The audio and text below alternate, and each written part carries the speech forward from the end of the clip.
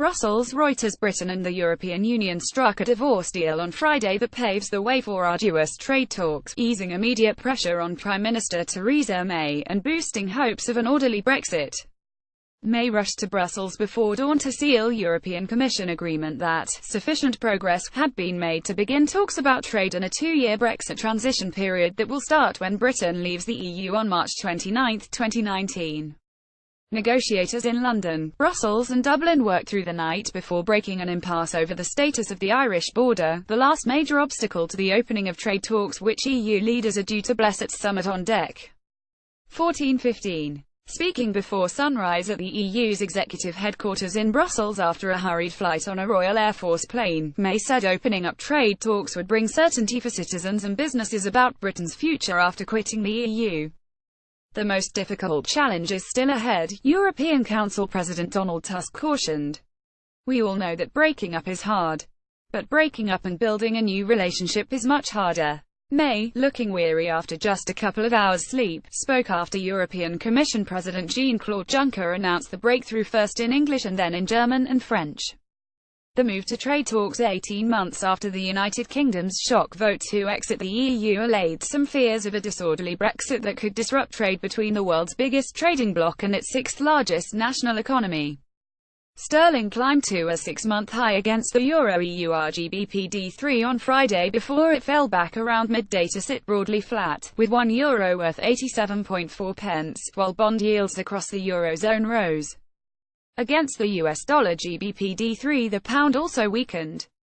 Brexit divorce. Facing 27 other members of the bloc, May largely conceded to the EU on structure, timetable and substance of the negotiations. Moving to talks about trade and a Brexit transition was crucial for May's own future after her premiership was thrown into doubt when she lost the ruling Conservative Party its majority in a snap election in June, unwisely called. I very much welcome the prospect of moving ahead, said May, a 61-year-old Anglican vicar's daughter who herself voted to stay in the EU in a referendum in June 2016 but has repeatedly insisted Britain will make a success of Brexit. One senior British banker said the deal signalled that May would stay in power for now and that Britain was heading towards a much closer post-Brexit relationship with the EU than many had feared. Draft guidelines showed the transition period, which would start on March 29, 2019, would last around 2 years. During that time, Britain will remain part of the customs union and single market, but will no longer take part in EU institutions or have a vote. It will also still be subject to EU law. Pro-Brexit Conservative lawmakers rallied around her after the overnight deal, a possible signal that the party, which has been split over EU membership for generations, was not preparing to ditch her immediately despite the June election fiasco. A Brexit sign is covered with snow at the side of the road near Newry, Northern Ireland, December 8, 2017. Reuters. Clodagh Kilconnor. British Foreign Secretary Boris Johnson, who spearheaded the Brexit campaign, congratulated May, adding that Britain would now take back control of its laws, money and borders. Supporters of a radical Brexit were tougher. Brexit campaigner Nigel Farage struck a jarring note saying it was extraordinary a British Premier had conceded so much in the middle of the night, agreeing to all the demands of Juncker, Tusk and EU negotiator Michel Barnier. The British Prime Minister has to fly through the middle of the night to go and meet 3 unelected people, who condescendingly say, "Now jolly well done May, you've met every single one of our demands, thank you very much, we can now move on to the next stage." Breakthrough.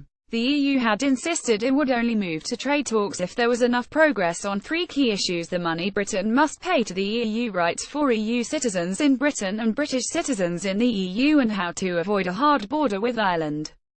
I believe we have now made the breakthrough we needed, Juncker said. The EU's chief Brexit negotiator Michel Barnier said it was not possible to put a concrete figure on the amount of money Britain will have to pay. Britain has said the divorce bill will cost it between £35 and £39 billion.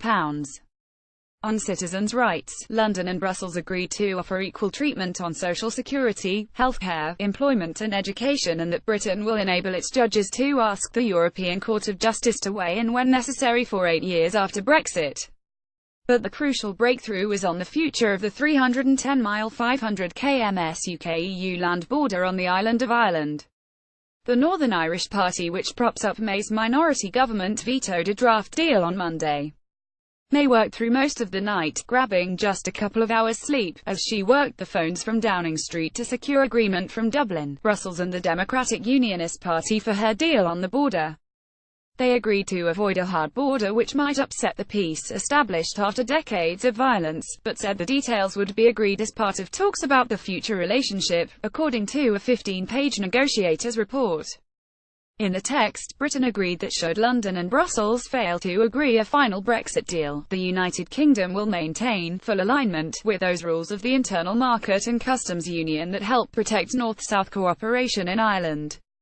In all circumstances, the United Kingdom will continue to ensure the same unfettered access for Northern Ireland's businesses to the whole of the United Kingdom internal market, it said. The Democratic Unionist Party gave only a conditional endorsement of the new terms, 4 days after 11-hour objections from Belfast scuppered May's attempt to sign off on an accord over the Irish border. We cautioned the Prime Minister about proceeding with this agreement in its present form given the issues which still need to be resolved. Democratic Unionist Party DUP leader Arlene Foster said. Nothing is agreed until everything is agreed, and how we vote on the final deal will depend on its contents.